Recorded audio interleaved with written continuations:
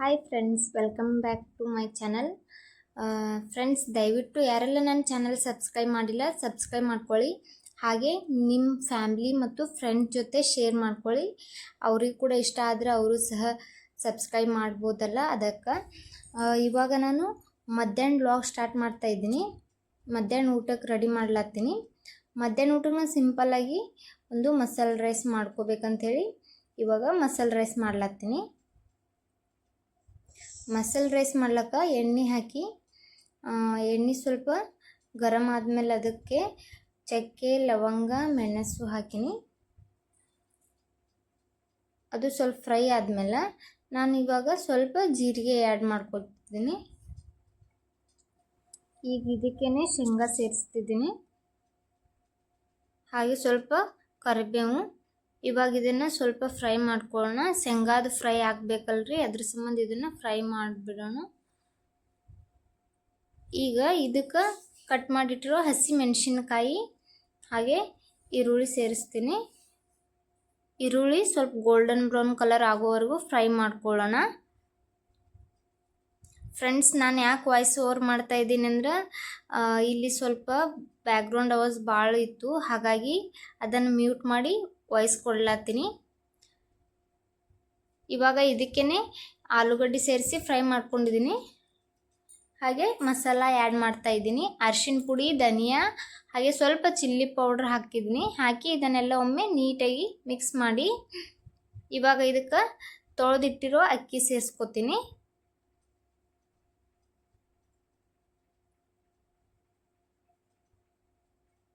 ನಾನು 1 ಗ್ಲಾಸ್ ಅಕ್ಕಿನ ತೊಳೆದಿಟ್ಟಿದ್ದೆ. ಅದನ್ನು ಇದಕ್ಕೆ ಹಾಕಿಬಿಟ್ಟು ಒಮ್ಮೆ ಮಿಕ್ಸ್ ಮಾಡಿ 1 ಗ್ಲಾಸ್ ಅಕ್ಕಿಗೆ ನಾನು 2 ಗ್ಲಾಸ್ ನೀರು ಆ್ಯಡ್ ಮಾಡ್ಲತ್ತೀನಿ. ಇವಾಗ ಇದಕ್ಕೇನೆ ರುಚಿಗೆ ತಕ್ಕಷ್ಟು ಉಪ್ಪು ಹಾಕಿ ಹಾಗೆ ಕಟ್ ಮಾಡಿಟ್ಟಿರುವ ಕೊತ್ತಂಬರಿ ಸೇರಿಸ್ಬಿಟ್ಟು ಕುಕ್ಕರ್ ಮುಚ್ಚಿ 2 ವಿಜಿಲ್ ಹೊಡ್ಸ್ಕೊತೀನಿ.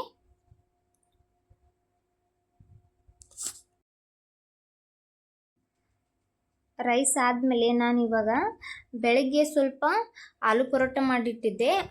ಸ್ವಲ್ಪ ಹಿಟ್ಟು ಮತ್ತು ಅದ್ರಾಗ ಫಿಲ್ಲಪ್ ಮಾಡ್ಲಿಕ್ಕೆ ಪಲ್ಯನೂ ಉಳಿದಿತ್ತು. ಹಾಗಾಗಿ ಇನ್ನೊಂದು 4 ಆಲೂ ಪರೋಟ ಆತವಂತ ಹೇಳಿ ನಾನು ಆಲೂ ಪರೋಟ ಮಾಡ್ಲತ್ತೀನಿ. ಅದ್ರಾಗ ನನ್ನ ಮಗಳು ಸಹ ಎದ್ಬಿಟ್ರು.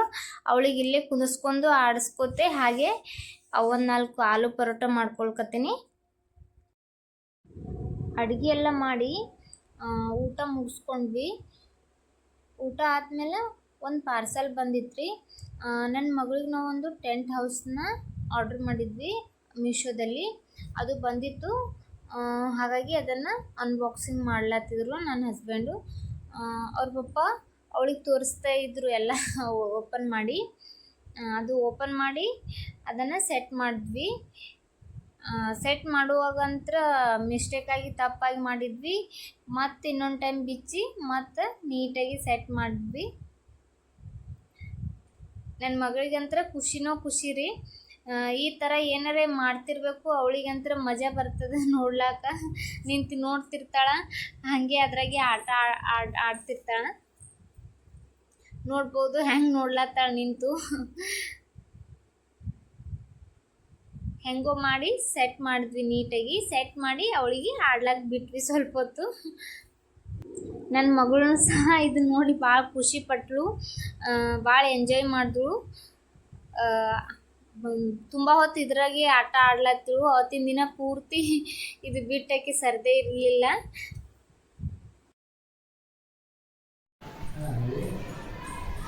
ಮತ್ತು ಇವಾಗ ವ್ಲಾಗ್ ಸ್ಟಾರ್ಟ್ ಮಾಡ್ಲತ್ತೀನಿ. ಇದು ಈವ್ನಿಂಗ್ ವ್ಲಾಗು. ನಾನು ಸಂಜೆಗೆ ಸ್ವಲ್ಪ ಊಟಕ್ಕೆ ಏನಾರು ಮಾಡ್ಬೇಕಂತ ಹೇಳಿ ಬಂದೀನಿ.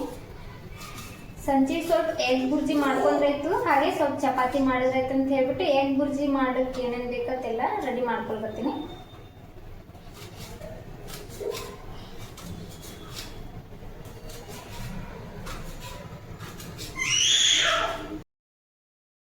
ಬ್ಯಾಕ್ಗ್ರೌಂಡ್ ನಾಯ್ಸ್ ಜಾಸ್ತಿ ಇದ್ದ ಕಾರಣ ಮತ್ತು ನಾನೇ ವಾಯ್ಸ್ ಓವರ್ ಮಾಡ್ಲತ್ತೀನಿ ರೀ. ಇವಾಗ ಎಗ್ ಬುರ್ಜಿ ಹೆಂಗೆ ಮಾಡೀನಿ ಅಂತ ತೋರಿಸ್ಕೊಡ್ತೀನಿ. ಎಗ್ ಬುರ್ಜಿ ಮಾಡ್ಲಕ್ಕ ನಾನು ಎಣ್ಣೆ ಹಾಕಿ ಎಣ್ಣೆ ಫ್ರೈ ಸ್ವಲ್ಪ ಕಾಯ್ದ ಮೇಲೆ ಅದಕ್ಕೆ ಸ್ವಲ್ಪ ಜೀರಿಗೆ ಮತ್ತು ಹಸಿಮೆಣ್ಸಿನ್ಕಾಯಿ ಹಾಕಿ ಫ್ರೈ ಮಾಡ್ಕೊಳ್ಕತ್ತೀನಿ. ಇವಾಗ ಈರುಳ್ಳಿ ಹಾಕ್ತಾಯಿದ್ದೀನಿ. ಈರುಳ್ಳಿ ಸ್ವಲ್ಪ ಗೋಲ್ಡನ್ ಬ್ರೌನ್ ಕಲರ್ ಬರೋವರೆಗೂ ಫ್ರೈ ಮಾಡ್ಕೊತೀನಿ. ಇದು ತುಂಬ ಸಿಂಪಲಾಗಿ ಮಾಡ್ಕೋಬೋದು ರೀ, ಜಾಸ್ತಿ ಇಂಗ್ರೀಡಿಯೆಂಟ್ಸ್ ಏನು ಹತ್ತಲ್ಲ. ಬ್ಯಾಚುಲರ್ಸಿಗಂತ ಬೇಗ ಆಗ್ತದೆ ಈ ಥರ ಮಾಡ್ಕೊಂಡ್ರೆ. ಇವಾಗ ಈರುಳ್ಳಿನೂ ಸಹ ಫ್ರೈ ಆಗ್ಯಾವ, ಅದಕ್ಕೆ ಮಸಾಲೆ ಎಲ್ಲ ಹಾಕ್ತಾಯಿದ್ದೀನಿ.